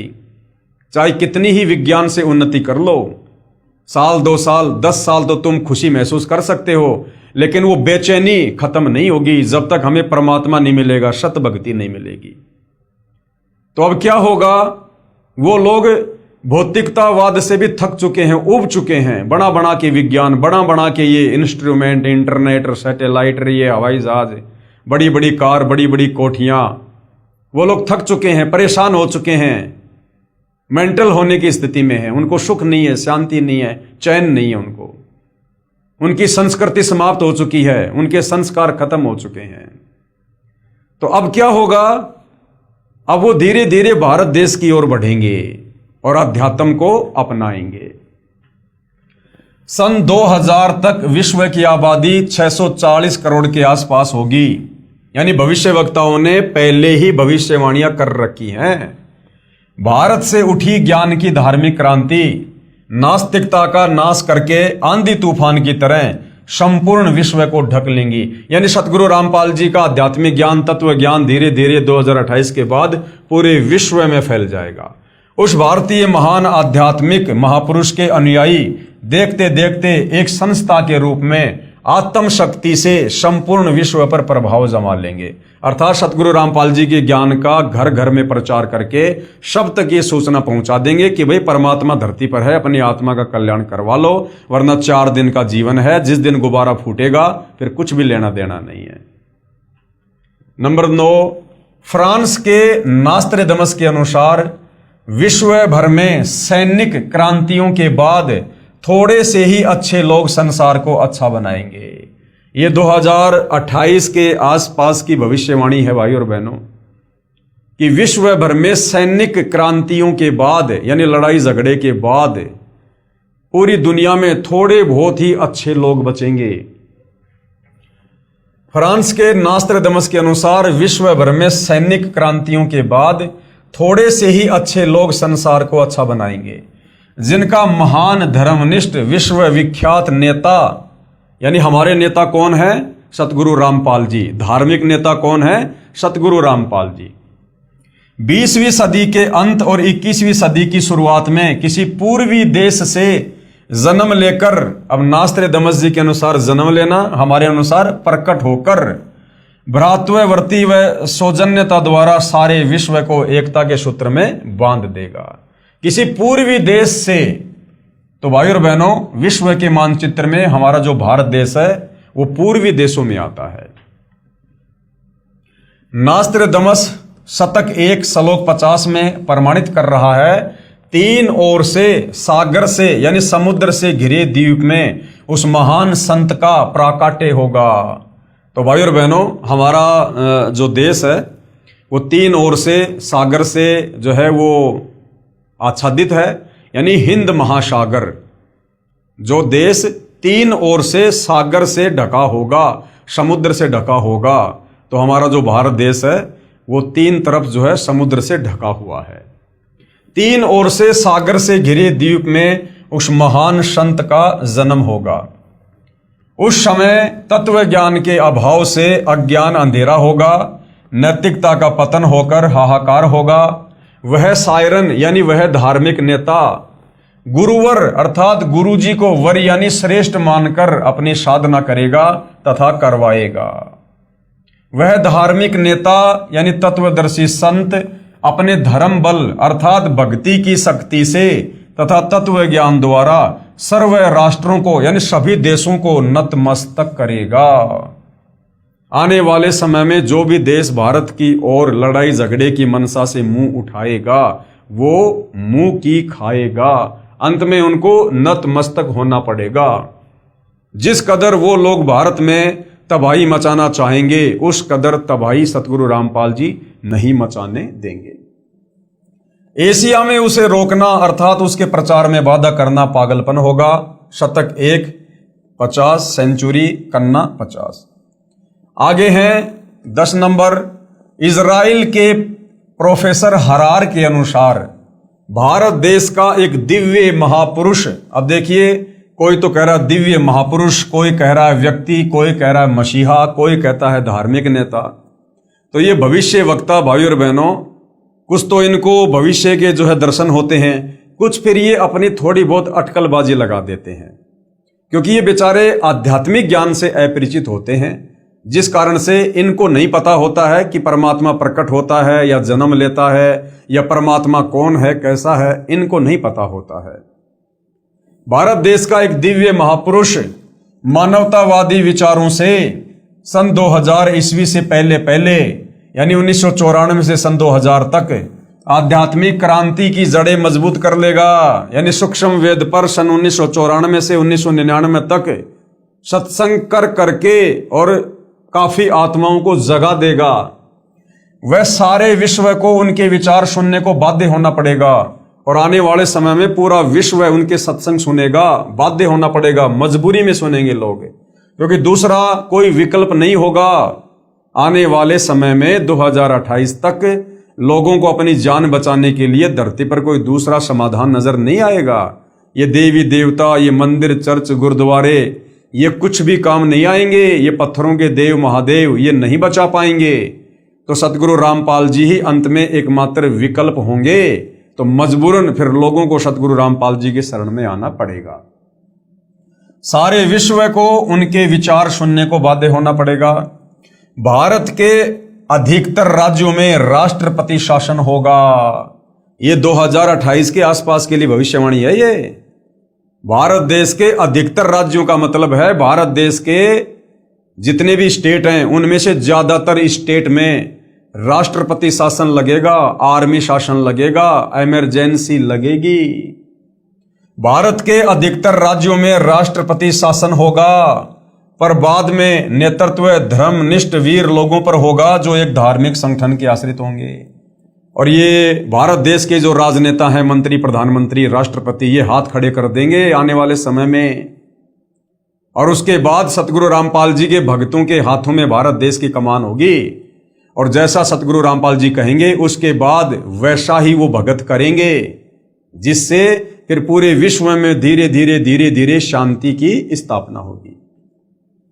नंबर 11, नॉर्वे के श्री आनंदाचार्य की भविष्यवाणी के अनुसार सन 1998 के बाद एक शक्तिशाली धार्मिक संस्था भारत में प्रकाश में आएगी, जिसके स्वामी यानी जिसके मालिक एक गृहस्थ महापुरुष की आचार संहिता का पालन संपूर्ण विश्व करेगा। धीरे धीरे भारत औद्योगिक, धार्मिक और आर्थिक दृष्टि से विश्व का नेतृत्व करेगा और उसका विज्ञान यानी आध्यात्मिक तत्व ज्ञान ही पूरे विश्व को मान्य होगा। यानी आने वाले समय में हमारा भारत देश विश्व के सर्व राष्ट्रों में सर्वोपरि होगा, जगत गुरु होगा, धर्म गुरु होगा, विश्व गुरु होगा और सर्व संपन्न देश होगा। केवल सतगुरु रामपाल जी के प्रयास से, इस भक्ति के चलते उपरोक्त भविष्यवाणियों के अनुसार ही आज विश्व में घटनाएं घट रही हैं। युग परिवर्तन प्रकृति का अटल सिद्धांत है। ध्यान से पढ़ लो भाई और बहनों। जो युग परिवर्तन जिसका निर्धारित समय सतगुरु रामपाल जी ने इसी पुस्तक में आगे सन 1905 से लेकर 1928 तक अन्य भविष्य वक्ताओं से रखवा दिया है। तो यहां पर क्या कहा जा रहा है कि वो युग परिवर्तन प्रकृति का अटल सिद्धांत है। यानी ये युग परिवर्तन वर्तमान में भी होके रहेगा। और जब जब युग परिवर्तन होता है भयंकर त्राहिमाम होता है। वैदिक दर्शन के अनुसार 4 युगों सतयुग, त्रेता युग, द्वापर और कलयुग की व्यवस्था है। जब पृथ्वी पर पापियों का एक छत्र साम्राज्य हो जाता है, आज हो गया भाई और बहनों, आज इन राजनेताओं का और इन पूंजीपतियों का एक छत्र साम्राज्य है। गरीब आदमी की कोई वैल्यू नहीं है, ना उसकी इज्जत सुरक्षित है, ना उसका धन सुरक्षित है, ना उसका धंधा सुरक्षित है। तो भाई और बहनों, अब वो समय आ गया है, धरती पर अधर्म और पाप बढ़ चुका है और थोड़ी बहुत शांति जो आप महसूस कर रहे हो, ये सतगुरु रामपाल जी के पावन चरण कमलों के द्वारा है, वरना अब तक तो यहां पर महाविनाश हो जाना था। जब पृथ्वी पर पापियों का एक छत्र साम्राज्य हो जाता है तब क्या होता है, ध्यान से सुनो भाई और बहनों, हम भक्तों के लिए बहुत ही विशेष टॉपिक है। जब पृथ्वी पर पापियों का एक छत्र साम्राज्य हो जाता है तब भगवान कौन, परमात्मा कबीर देव पृथ्वी पर मानव रूप में प्रकट होता है। सतलोक से किसी को भेजता नहीं है, वो परमात्मा स्वयं धरती पर मानव रूप में प्रकट होता है। तो वर्तमान में धरती पर वो परमात्मा कबीर देव एक मानव रूप में सतगुरु रामपाल जी के नाम से स्वयं ही प्रकट है। अब इतने बढ़िया बढ़िया प्रमाण मिल रहे हैं भाई और बहनों, लेकिन ये विश्वास उन्हीं को होगा जिन आत्माओं के संस्कार बहुत ही मजबूत हैं, जिन्होंने अपने गुरुदेव भगवान पर पूर्णतः विश्वास कर लिया है, जिन्होंने सृष्टि रचना को कई बार सुन के और अपने मन में ये विश्वास पैदा कर लिया है कि पूज्य गुरुदेव भगवान ने जो कहा है और जो प्रमाणित करके दिखाया सर्व धर्म शास्त्रों से अपने आध्यात्मिक ज्ञान को, उसके अलावा सब यहां पर झूठ है। तो उन्हीं आत्माओं को विश्वास होगा कि वास्तव में आज इस धरती पर पूज्य गुरुदेव सतगुरु रामपाल जी के नाम से स्वयं कबीर भगवान, कबीर परमात्मा जी ही प्रकट हैं।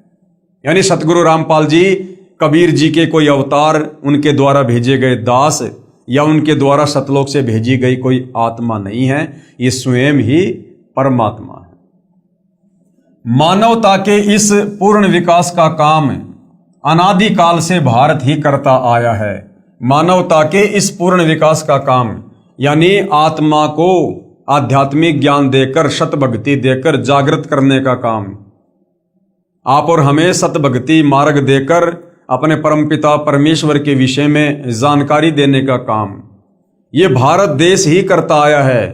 क्योंकि गुरुदेव भगवान बार बार कहते हैं कि बच्चों, ये जो भारत देश है ये अध्यात्म की यूनिवर्सिटी है। परमात्मा यहीं से अपने मार्ग की हर युग में शुरुआत करते हैं। मानवता के इस पूर्ण विकास का काम अनादिकाल से भारत ही करता आया है। इसी पुण्य भूमि पर अवतारों का अवतरण अनादिकाल से होता आ रहा है। लेकिन कैसी विडंबना है कि ऋषि मुनियों, महापुरुषों व अवतारों के जीवन काल में उस समय के शासन व्यवस्था व जनता ने उनकी दिव्य बातों व आदर्शों पर ध्यान नहीं दिया और उनके अंतर ध्यान होने पर यानी उनके जानने पर दुगने उत्साह से उनकी पूजा शुरू करके पूजने लग जाते हैं। यानी कोई भी महापुरुष जब इस धरती पर प्रकट होता है हम आत्माओं के भले के लिए, हमारे उपकार के लिए, तो उस समय जो वर्तमान समय की शासन व्यवस्था होती है यानी उस समय के जो राजा होते हैं और उस समय की जो जनता होती है, उस समय तो उन महापुरुषों के साथ में वाद विवाद करेगी, लड़ाई झगड़ा करेगी कि तेरे को किसने भगवान बना दिया, भगवान तो निराकार है, तो हमारे जैसा इंसान है, मां के गर्भ से जन्म लेके आया है। उनकी बातों पर कोई विशेष ध्यान नहीं देता है।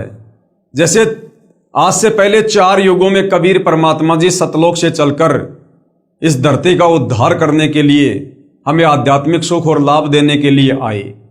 सतयुग में सत सुकृत ऋषि के नाम से आए। मनु ने उनका नाम ही वामदेव रख दिया कि तू तो वेदों के उल्टा ज्ञान दे रहा है। उनकी बातों पर लोगों ने यकीन नहीं किया, विश्वास नहीं किया, वाद विवाद किया। उसके बाद त्रेता युग में कबीर परमात्मा मुनिंद्र नाम से आए, द्वापर में करुणामय ऋषि के नाम से आए और कलयुग में 650 साल पहले अपने ओरिजिनल नाम कबीर देव के नाम से आए, जिनको हम कबीर जी कहते हैं, कबीर साहिब कहते हैं। तो चारों युगों में किसी ने भी विशेष तौर पर कबीर परमेश्वर की बातों पर गौर नहीं किया और आत्म कल्याण से वंचित रहे और उनके जाने के बाद आज उनकी महिमा कर रहे हैं। त्रेता युग में रामचंद्र जी आए, जैसा भी ज्ञान ध्यान समाधान लेकर आए थे, लोगों ने वो भी फायदा नहीं उठाया। उनके साथ में लड़ाई झगड़ा करने में लगे रहे, उनकी निंदा चुगली करने में लगे हुए। द्वापर में श्री कृष्ण जी आए, जैसा ज्ञान ध्यान समाधान लेकर आए थे, लोग उसका भी फायदा नहीं उठा पाए। उनके साथ लड़ाई झगड़े में लगे रहे, मार पिटाई में लगे रहे। कभी कंस आ रहा है, कभी पूतना, कभी केसी, कभी चानौर, कभी काल्यावन, कभी शिशुपाल। ठंडा पानी नहीं पीने दिया।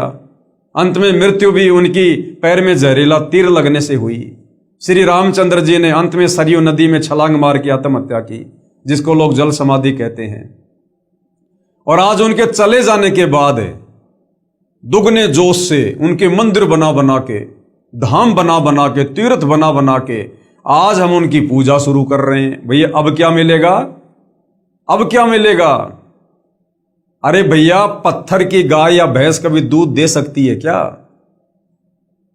डॉक्टर जब तक जिंदा है, जीवित है, तब तक उसके पास जाओ, अपनी समस्या लेकर जाओ, तुम्हारी नब्ज देखेगा, तुम्हें रोग की दवा देगा, तुम स्वस्थ होगे। अब डॉक्टर के मरने के बाद उसकी पत्थर की मूर्ति बनाओ, चाहे उसका मंदिर बनाओ, और जाकर कितना रोध हो, वो पत्थर की मूर्ति कोई राहत, कोई लाभ नहीं दे सकती है।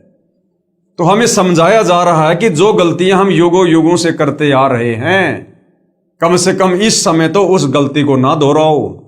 इतिहास से शिक्षा लो और वर्तमान में महापुरुष को पहचानो। उनके साथ वाद विवाद मत करो, लड़ाई झगड़ा मत करो, व्यर्थ की दुनिया की बातों में आकर निंदा चुगली मत करो, पाप के भागी मत बनो। पहले से ही हम घोर पापों से लदे हुए हैं, क्योंकि ये कलयुग है। हमारे पुण्य 3 युगों में समाप्त हो चुके हैं। अब हर किसी की गाड़ी में केवल पाप कर्म लदे हुए हैं। ऊपर से संतों का अनादर करके, निंदा करके और ज्यादा पाप कर्मों की हम गठरी बांध रहे हैं। तो ऐसा करने से मां दुखी हो जाएंगे।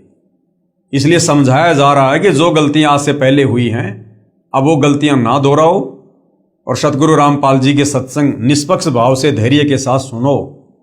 समझ में आते हैं तो अपना लो, नहीं समझ में आते हैं तो छोड़ दो, व्यर्थ में निंदा चुगली क्यों। तो हमारे भले के लिए हमें यहां पर समझाया जा रहा है। उस समय के शासन व्यवस्था व जनता ने उनकी दिव्य बातों व आदर्शों पर ध्यान नहीं दिया और उनके अंतर ध्यान होने पर दुगने उत्साह से उनकी पूजा शुरू कर पूजने लग गए। ये भी एक विडंबना कि हम जीवंत और समय रहते उनकी नहीं मानते, अपितु उनका विरोध व अपमान ही करते रहे। कुछ स्वार्थी तत्व जनता को भ्रमित करके परम संत को बदनाम करके बाधक बनते हैं। भाई तत्वदर्शी संत क्या करेगा कि वो बिजनेस तो करता नहीं है, लोगों को कोई काम धंधा करने की ऐसी कोई टेक्निक तो बताता नहीं है। परम संत यहाँ पर आध्यात्मिक ज्ञान देते हैं जो हमारे धर्मशास्त्रों में होता है, लेकिन हमारे तत्व ज्ञानहीन नादान धर्म गुरु तत्व ज्ञान के अभाव में हमें भक्ति और भगवान के विषय में नहीं बता पाते हैं और एक प्रकार से वो धर्म को धार्मिक धंधे के रूप में सेट कर चुके होते हैं। और जब तत्वदर्शी संत यहां पर आते हैं, वे हमें उन्हीं धर्मशास्त्रों को खोल खोल के दिखाते हैं कि भाई देखो भक्ति और भगवान के विषय में क्या लिखा हुआ है और हमारे से हमारे नादान धर्म गुरु क्या पूजा करवा रहे हैं। तो बताओ हमें लाभ कैसे मिलेगा, हमारा मोक्ष कैसे होगा, हमारे दुखों का निवारण कैसे होगा। और जब जनता उस तत्वदर्शी संत की बातों पर ध्यान देती है और उसके बताए अनुसार सत साधना करती है तो वो अद्वितीय लाभ प्राप्त करने लग जाती है, जिसके चलते उन नकली संतों को चिंता होने लग जाती है कि यदि सारे लोग उस तरफ चले गए तो फिर हमारा धंधा कैसे चलेगा, हमारे बच्चे कैसे पढ़ेंगे। जब पाखंडी खत्म हो जाएगा फिर पाखंडियों का क्या सारा। जिस कारण से वो ज्ञानहीन धर्मगुरु उस तत्वदर्शी संत के खिलाफ जनता को गुमराह करके भड़का देते हैं और उस महापुरुष का विरोध करवा देते हैं, जनता को भी पाप का भागी बना देते हैं और फिर स्वयं भी अंत में नरक के भागी बनते हैं। तो हमें इतिहास पहले बताया जा रहा है ताकि वर्तमान में हम वो गलतियां करने से बचें, अपितु उनका विरोध व अपमान ही करते रहे। कुछ स्वार्थी तत्व जनता को भ्रमित करके परम संत को बदनाम करके बाधक बनते हैं। यह उक्ति हर युग में चरितार्थ होती आई है और आज भी हो रही है। यानी सन 2006 में करोथा कांड हुआ, सतगुरु रामपाल जी ने क्या किया, वही किया जो चारों युगों में आकर वो करते हैं। समाज में पहले से जो शास्त्र विरुद्ध ज्ञान का प्रचार प्रसार अज्ञानी काल प्रेरित धर्म गुरुओं के द्वारा जबरदस्त तरीके से कर दिया गया होता है, हर जगह पाखंड पूजा होती है। सतगुरु रामपाल जी ने उस पाखंड पूजा का विरोध किया, अपने सत ज्ञान आधार से सत्संग कर करके शास्त्र प्रमाणित ज्ञान दे दे के सर्व धर्म शास्त्रों से उन अज्ञानी धर्मगुरुओं की पोल खोल खोल के कि भाई देखो ये जो धर्म गुरु हैं मकसद इनका भी कुछ गलत नहीं, ये भी निकले तो जनता के उपकार के लिए थे, लेकिन इन लोगों के पास में शास्त्र अनुकूल साधना नहीं है। ये लोग सृष्टि रचना से अपरिचित हैं, इनको कोई तत्वदर्शी संत नहीं मिला, जिस कारण से ये खुद भी गुमराह हैं और समाज को भी उल्टा मार्गदर्शन दे रहे हैं, विशेषकर अध्यात्म में शास्त्रों के विरुद्ध। तो वो जो नादान धर्मगुरु होते हैं वो भड़क जाते हैं कि अगर सारी जनता सतगुरु रामपाल जी के अनुसार चल पड़ी तो फिर हमारे पास में कौन आएगा, और हमारे पास में कोई नहीं आएगा तो फिर हमारा कारोबार कैसे चलेगा, हमारा परिवार कैसे पड़ेगा। फिर जिस कारण से वो स्वार्थी धर्मगुरु जनता को भ्रमित कर देते हैं और जो है उस महापुरुष का विरोध करवा देते हैं।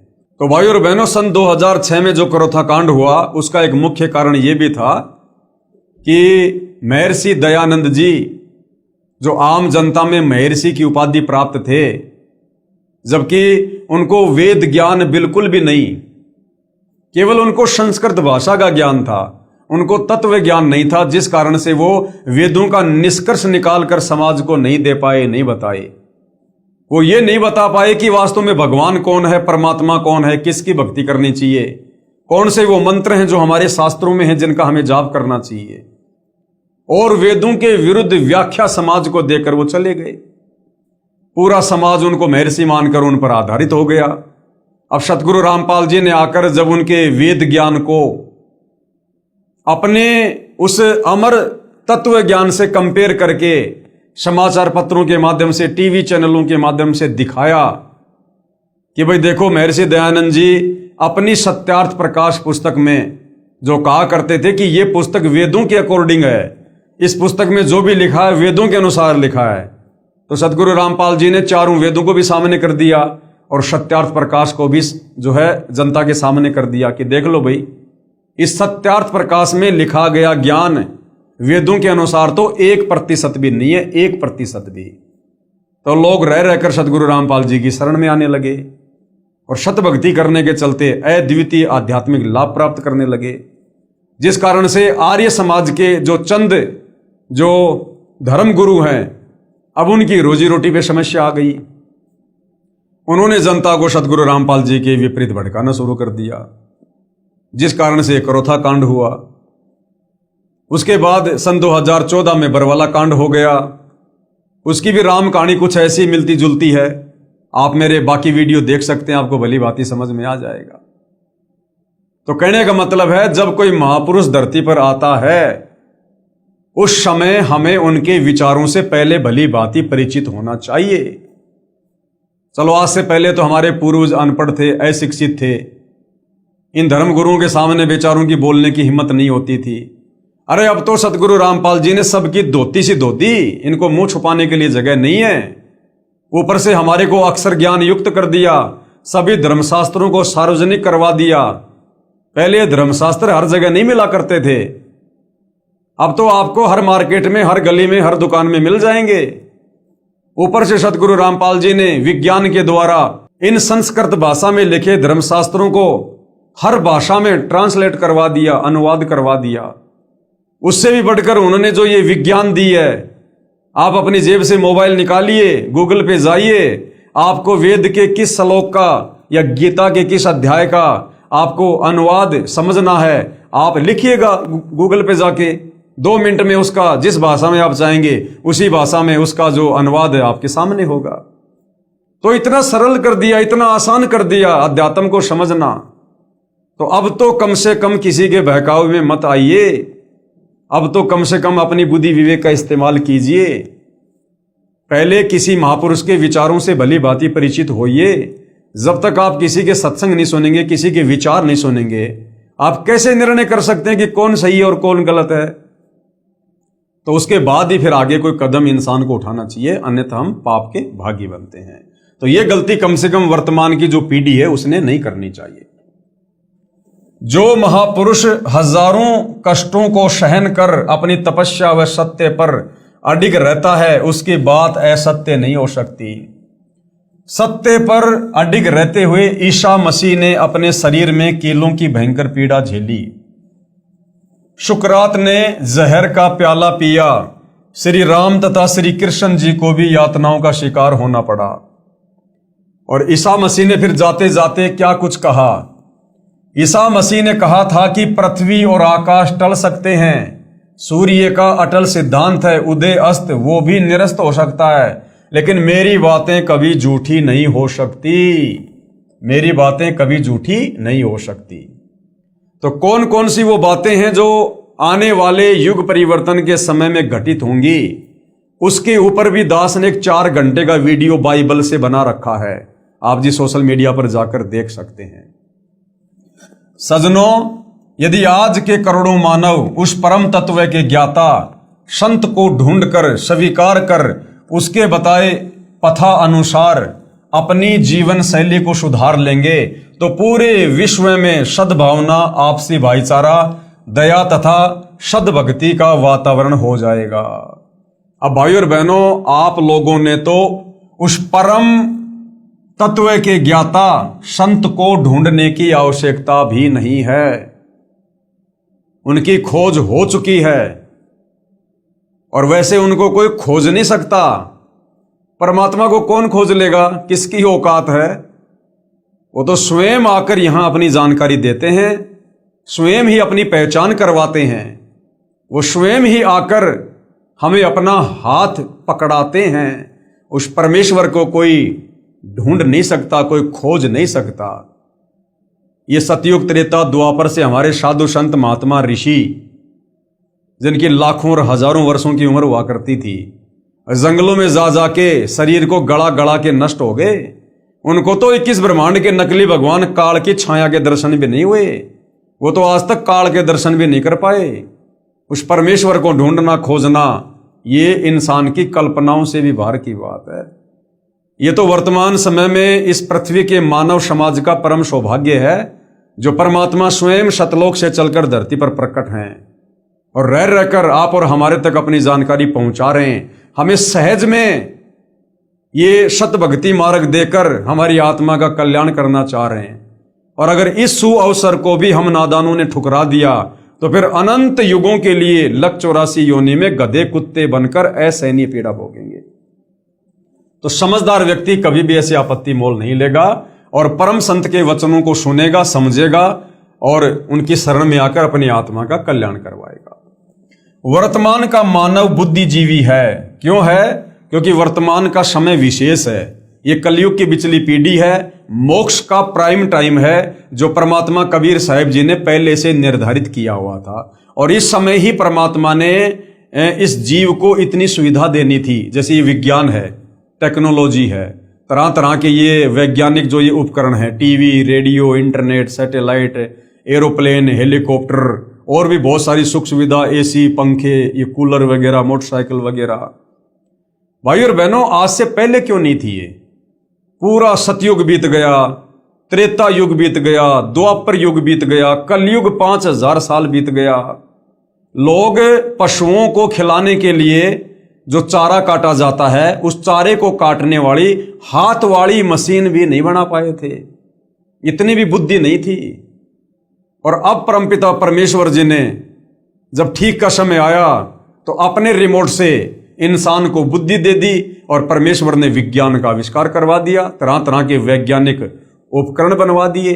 अरे भाई, जिस मटेरियल से ये वैज्ञानिक उपकरण बनाए गए हैं, ये मटेरियल तो सतयुग में भी था, त्रेता युग में भी था, द्वापर में भी था। अरे जमीन को खोद खोद के ये कच्चा मटेरियल निकाल के मशीनों में उसको ढाल के उसके बाद ही तो लोहा है, प्लास्टिक है, एल्यूमिनियम है, ये आपका तांबा है, तरह तरह की धातुएं हैं जिनसे ये चीजें बनाई गई हैं। तो ये सारी चीजें तो धरती में सतयुग में भी थी, त्रेता में भी थी, द्वापर में भी थी। लेकिन भाई और बहनों, परमेश्वर ने वर्तमान का जो समय है इसी को भक्ति के लिए सेलेक्ट किया हुआ था और ये सारी सुविधा गुरुदेव भगवान ने वर्तमान में ही हमको देनी थी इस भक्ति में सहयोग के लिए, ताकि हमारा समय व्यर्थ ना हो और हम ज्यादा समय भक्ति को दें, परमात्मा के सुमरण को दें। लेकिन काल ने इस विज्ञान का दुरुपयोग किया, आप और हमें केवल माया की दौड़ में लगा दिया, भौतिकतावाद में उलझा के रख दिया। लेकिन अब वो समय आ गया है। अब कबीर परमेश्वर सतगुरु रामपाल जी के आशीर्वाद से, उनके सत ज्ञान से परिचित होकर अब दुनिया परमेश्वर के द्वारा प्रदान की गई इन तमाम भौतिक वस्तुओं का इस भक्ति मार्ग में सदुपयोग करेगी। तो अब वो समय आया है भाई और बहनों। वर्तमान का मानव बुद्धिजीवी है, इसलिए उस संत के विचारों को अवश्य स्वीकार करेगा तथा धन्य होगा। वह संत है जगत गुरु तत्वदर्शी सतगुरु रामपाल जी महाराज। और कृपया पढ़िए सतगुरु रामपाल जी महाराज की संक्षिप्त जीवनी जो सर्व भविष्यवाणियों पर खरी उतर रही है। तो भाई और बहनों, आज आप और हमें कबीर परमेश्वर सतगुरु रामपाल जी ने मनुष्य जन्म देकर जो विशेष बुद्धि प्रदान की है, हमने उसका विशेष फायदा इस अध्यात्म को समझकर उठाना चाहिए। भाई, जैसे त्रेता युग में रामचंद्र जी आए, क्या आप और हम वर्तमान के इंसानों से रामचंद्र जी में ज्यादा बुद्धि नहीं होगी? अरे त्रेता युग का समय कितना अच्छा माहौल होगा, धरती पर जंगल होंगे, बढ़िया शुद्ध वातावरण होगा, बढ़िया ऑक्सीजन होगी। ये वर्तमान की तरह गाड़ी घोड़ों की, एसी की, इस प्रकार के भौतिक संसाधनों की ये भागा दौड़ नहीं थी। लोग बड़े सदाचारी थे, नेक नीति ईमानदारी से जीवन यापन करते थे, भगवान से डरते थे, वेदों के अनुसार भक्ति करते थे, धर्म कर्म को लोग जानते थे। ये वर्तमान की तरह लोग पैसे के पीछे नहीं भागा करते थे। तो सोचिए त्रेता युग का समय और स्वयं धरती पर विष्णु जी रामचंद्र रूप में, वो विष्णु अवतार रामचंद्र जी, क्या आज हम इस कलयुग के इंसान जो हर प्रकार से विषय विकारी हैं, बुराइयों में घिरे हुए हैं, लोभ लालच हमारे अंदर भरा हुआ है, क्या आप और हमारे अंदर श्री रामचंद्र जी से भी ज्यादा बुद्धि है क्या? जो हमने ये वैज्ञानिक उपकरण बना लिए होंगे, हमारी बुद्धि उन त्रेता युग के मनुष्यों की तुलना में ऊंट के मुंह में जीरे के बराबर भी नहीं है। हम नेक नीति ईमानदारी में, इंसानियत में, मानवता में श्री रामचंद्र जी और जो त्रेता युग में जो इंसान थे उनके पैर के नाखून के बराबर भी नहीं है। तो फिर वर्तमान का इंसान अपनी बुद्धि से, अपने स्तर से इस विज्ञान को कैसे बना सकता है? कैसे हेलीकॉप्टर बना सकता है? कैसे वायुयान बना सकता है? जब श्री रामचंद्र जी नहीं बना पाए, क्या उनको एरोप्लेन की आवश्यकता नहीं थी? अरे जब उनकी पत्नी को रावण उठाकर ले गया था और उन्होंने सेना लेकर जानी थी लंका में, तो चाहते तो वो भी एरोप्लेन बना लेते, हेलीकॉप्टर बना लेते। उनको समुद्र पे वो पुलिया बनाने की आवश्यकता क्यों? क्या उनको जरूरत नहीं थी क्या एरोप्लेन की? लेकिन उस समय परमात्मा ने ये विज्ञान नहीं देनी थी, इंसान को ये बुद्धि नहीं देनी थी। ये समय परमात्मा ने वर्तमान का निश्चित किया हुआ था। ये वर्तमान में ही परमेश्वर ने सब कुछ करना था। तो भाई और बहनों, इस विज्ञान के दम पर इंसान जो भगवान को भूल चुका है कि विज्ञान ही सब कुछ है, वो भाई बहुत बड़ी भूल में है, बहुत बड़ी भूल में। ये इंसान के दिमाग की खोज नहीं है। अगर इंसान ने करना होता तो इंसान तो 40 लाख साल से, सतयुग से इसी धरती पर था, और बड़े बड़े इंसान, बड़े बड़े महापुरुष, साधु संत महात्मा ऋषि होकर चले गए। वो भी ये उपकरण नहीं बना पाए जो दया परमपिता परमेश्वर ने वर्तमान में इस भक्ति मार्ग में सहयोग के लिए आप और हमें प्रदान की है। इन वैज्ञानिकों को सद्बुद्धि देकर परमात्मा ने जो ये आविष्कार करवाए हैं। कौन परमात्मा? कबीर देव। कौन कबीर देव? वर्तमान में सतगुरु रामपाल जी। तो भाई और बहनों, आज परम पूज्य परमेश्वर सतगुरु रामपाल जी आप और हमारी आत्मा के कल्याण के लिए, हमारे मोक्ष के लिए किसी प्रकार से कोई कमी, कोई कसर नहीं छोड़ रहे हैं।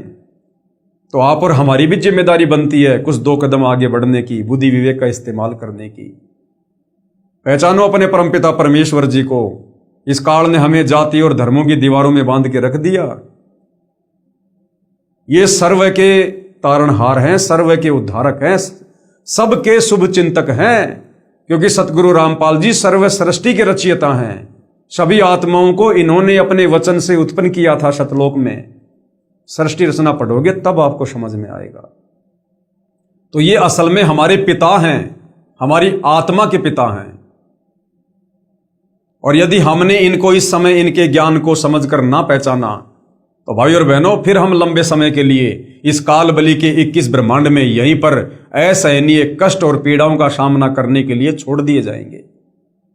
आज मनुष्य जन्म में है, ये लक 84 योनियां भोगने के बाद मिलता है ये चोला। मानव जन्म दुर्लभ है, ये मिले न बारंबार, जैसे पेड़ से पत्ता टूट जाए भंवरने लगता डार। हम लक 84 योनियां भोगने के बाद आए इस मनुष्य जन्म में। एक चक्कर लक 84 का काटने के बाद मिलता है, ये परमात्मा का विधान है। कोई ये ना समझे मैं आज राष्ट्रपति हूं, प्रधानमंत्री हूं, गांव का सरपंच हूं, बहुत बड़ा पैसे वाला हूं, मैं बड़ी सेलिब्रिटी हूं, मैं कोई क्रिकेटर हूं, कोई हीरो हूं, तो मैं तो पहले भी ऐसा ही था और मैं तो आगे भी ऐसा ही रहूंगा। आप चाहे वर्तमान में देश के राष्ट्रपति हो, चाहे फिल्मी हीरो हो, चाहे कितने बड़े धनपति और कुबेरपति हो, अगर वर्तमान में सतगुरु रामपाल जी से उपदेश लेकर भक्ति का बीज नहीं बोया, तो अगले जन्म में सीधे लक 84 योनि में गधे, कुत्ते, सुअर बनकर गोबर खाओगे। आप लोग इस काल बलि के षड्यंत्र से परिचित नहीं हो अभी, क्योंकि अभी आप अध्यात्म से दूर हो। अभी आपको सृष्टि रचना का ही नहीं पता। जब तक हम इस काल की 21 ब्रह्मांड की गंदी व्यवस्था से परिचित नहीं होंगे, हमारी भक्ति में रुचि बनेगी नहीं, और रुचि नहीं बनेगी तो इसी प्रकार हम संतों का विरोध करके अपने कर्म फोड़ते रहेंगे। और ये अनमोल मनुष्य जन्म जो परमात्मा ने दिया, जिसकी कोई कीमत ही नहीं हो सकती, हम इसको यूं ही कोडियों के भाव बर्बाद करके, दो रोटी के चक्कर में, झूठी मान बढ़ाई के चक्कर में समाप्त करके निकल लेंगे। अगले जन्म में गधे बनकर फिर कुम्हार के नीचे लटकाएंगे, या सुअर बनकर फिर लैट्रिन खाते फिरेंगे। फिर ना तो हमें कोई समझाने वाला मिलेगा और ना हम किसी की बात समझने के योग्य रहेंगे।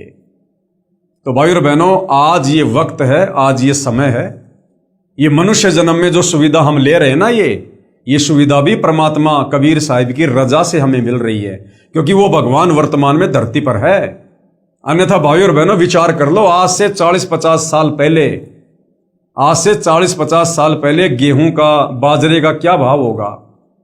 5 रुपए किलो या 4 रुपए किलो मान लो, 2 रुपए किलो मान लो, इतना सस्ता था। और जिस समय ये गेहूं बाजरा 2 रुपए किलो था, 5 रुपए किलो था, उस समय लोग पेट भर के नहीं खा पाते थे, पेट भर के। और आज यही गेहूं, यही आटा 50-50 रुपए किलो हो गया शहरों में, 50-50 रुपए किलो, और आज लोग इसको बर्बाद कर रहे हैं। तो इतनी सुख सुविधा इस कबीर भगवान सतगुरु रामपाल जी के धरती पर प्रकट होने से है, क्योंकि जहां यह परमात्मा प्रकट होता है संत रूप में, वहां पर खुशहाली खुशहाली आ जाती है। लेकिन ये सदा नहीं रहेगी। अगर सदा के लिए चाहिए तो सतगुरु रामपाल जी के ज्ञान को समझकर, उनके शरण में आकर, आजीवन मर्यादा में रहकर भक्ति करके उनके साथ सतलोक जाने की तैयारी पकड़ लो। और सतलोक जाने के बाद हमें सदा सदा के लिए सुख मिलेगा। वहां हमें सर्व वस्तुएं फ्री में मिलेगी, मुफ्त में। वहां हमारा जन्म मरण से पीछा छूटेगा, गधा कुत्ता सूअर बनने से पीछा छूटेगा। और यदि इस सुअवसर का मनुष्य जन्म प्राप्त करके अध्यात्म से दूर रहकर, इस झूठी मान बढ़ाई, शानो शौकत के चक्कर में, दुनिया के बहकावे में, लोक लाज में, अगर आपने ये सुअवसर गवा दिया, परम संत की संगत नहीं की, गुरुदेव सतगुरु रामपाल जी से उपदेश लेकर भक्ति नहीं की, और आत्मा का कल्याण नहीं हुआ, तो भाई और बहनों, फिर 184 योनियां तैयार हैं। फिर इस काल का डंडा 24 घंटे सिर पे पड़ेगा, 24 घंटे। फिर ये 56 प्रकार के भोजन नहीं मिलेंगे, मनमर्जी का काम नहीं चलेगा। अभी तो जैसे मन में आया, जब चाय पी ली, दूध पी लिया, जूस पी लिया, फल फ्रूट खा लिए, मन में आया घूमने चले गए, फिरने चले गए, पैर में कांटा लग गया, पीड़ा हो गई, बुखार चढ़ गया, जुकाम हो गई, घर वालों को बता दो कि मुझे पेट में दर्द हो रहा है, घर वाले डॉक्टर के पास ले जाएंगे, इलाज करवा लेंगे, आप शांत हो जाओगे। कल को गधे बनेंगे, कुत्ते बनेंगे, बैल बनेंगे, गाय बनेंगे, गधे बनेंगे। अगर पैर में कोई कील चुभ गई ना, मुंह में जुबान भी होगी, हम अपने मालिक को बोलकर बता नहीं पाएंगे कि भाई मेरे पैर में कांटा चुभ गया, कील चुभ गई, दर्द हो रहा है। वो पीछे से मारेगा डंडा कि चल क्यों नहीं रहा। हमें पता है कि पैर में कील चुभ गई, लेकिन हम बता नहीं पाएंगे उसको। इतनी भी हमारे अंदर ये बुद्धि नहीं छोड़ेगा काल 184 योनियों में, और कष्ट पे कष्ट उठाएंगे, कष्ट पे कष्ट। तो भाई और बहनों, जो विशेष सुविधा आज गुरुदेव भगवान ने आप और हमें मनुष्य योनि में दी है, वो बकवाद के लिए नहीं दी, भक्ति के लिए दी है, भक्ति के लिए। और परमेश्वर के इस अनमोल गिफ्ट को यदि हमने सदुपयोग नहीं किया, सत भक्ति नहीं की, तो परमेश्वर फिर बहुत तगड़े तरीके से नाराज होगा, तगड़े तरीके से। और भगवान की नाराजगी का सामना तो ये ब्रह्मा विष्णु महेश भी नहीं कर पाते, बड़े बड़े साधु संत महात्मा ऋषि भी नहीं कर पाते। तो भाई और बहनों, आज सुअवसर है, मौका है, हम तो प्रार्थना कर सकते हैं। वैसे तो आध्यात्मिक लोगों को पागल की श्रेणी में समझा जाता है, लेकिन एक समय में उन पागल लोगों का भी सत्कार होता है। जब द्वापर में श्री सुदामा जी थे, कितने गरीब थे, कितने निर्धन थे, कैसे अपना गुजारा किया करते थे, लोग उनको पागल मूर्ख कहा करते थे। क्या रखा भक्ति में, क्या रखा, कुछ नहीं, तेरी हालत देख, तेरे को क्या दे दिया भगवान ने। आज उस सुदामा की कथाएं घर घर में सुनी जाती है, घर घर में कही जाती है। तो कहने का मतलब है, जब कोई महापुरुष धरती पर होता है ना, उस समय हम उनकी पहचान नहीं कर पाते और हम उनसे फायदा नहीं उठा पाते, और जाने के बाद फिर हम उनके गीत गाते। अब झूठे गीत गाने से क्या मिलेगा, कुछ नहीं मिलेगा। तो आज मौका है, स्वयं कबीर भगवान तत्वदर्शी संत के रूप में जगत के तारणहार के रूप में सतगुरु रामपाल जी के नाम से स्वयं धरती पर प्रकट हैं। अरे इनके जाने के बाद तो दुनिया इनकी महिमा करेगी, दुनिया। लेकिन बाद में सुखी महिमा करने से क्या फायदा? फायदा तो इनके शरीर में रहते रहते उठाओ, रहते रहते। बाद में तो केवल सुखी महिमा रह जाएगी, फिर हम मोक्ष से वंचित रह जाएंगे। और मोक्ष के लिए मानव शरीर मिला है। तो भाई और बहनों, विचार आप और हमने ही करना पड़ेगा। तो बहुत सारे भविष्य वक्ता हैं जिन्होंने आप और हमारे विश्वास के लिए सतगुरु रामपाल जी को लेकर, वर्तमान समय को लेकर काफी भविष्यवाणियां की हैं। तो आप और हमें विश्वास होना चाहिए और भक्ति मार्ग पर और ज्यादा दृढ़ता आनी चाहिए। जो अभी नए नए हैं उनको भक्ति मार्ग से जुड़ना चाहिए, और जो सतगुरु रामपाल जी से उपदेश लेकर भक्ति मार्ग पर लग चुके हैं उनको दृढ़ हो जाना चाहिए। अगर साक्षात ये काल बलि भी धरती पर किसी संत रूप में प्रकट होकर या किसी सतगुरु रामपाल जी के विरोधी के रूप में प्रकट होकर यदि हमें भ्रमित करने का प्रयास करे, इस भक्ति मार्ग से डगमग करने का प्रयास करे, हमारी कोई मर्यादा तोड़वाने का प्रयास करे, तो हम इतने दृढ़ हों कि उस काल बलि को भी मुंह की खाकर जानी पड़े। तो भाई और बहनों, आप और हमने फायदा उठाना, फायदा इस मनुष्य चोले को सफल करना है। तो भाई और बहनों, आज के ज्ञान गंगा पर बन रहे इस वीडियो में केवल इतना ही। नेक्स्ट वीडियो में हम परम पूज्य परमेश्वर सतगुरु रामपाल जी का जो संक्षिप्त लीला में जीवन है उसके विषय में हम थोड़ी सी जानकारी प्राप्त जो है वो करेंगे। तो आज के वीडियो में केवल इतना ही। गुरुदेव भगवान हम सबको आज्ञा दे, सद्बुद्धि दे, हमारा मार्गदर्शन करे। बंदी छोड़ सतगुरु रामपाल जी परमेश्वर जी की जय हो।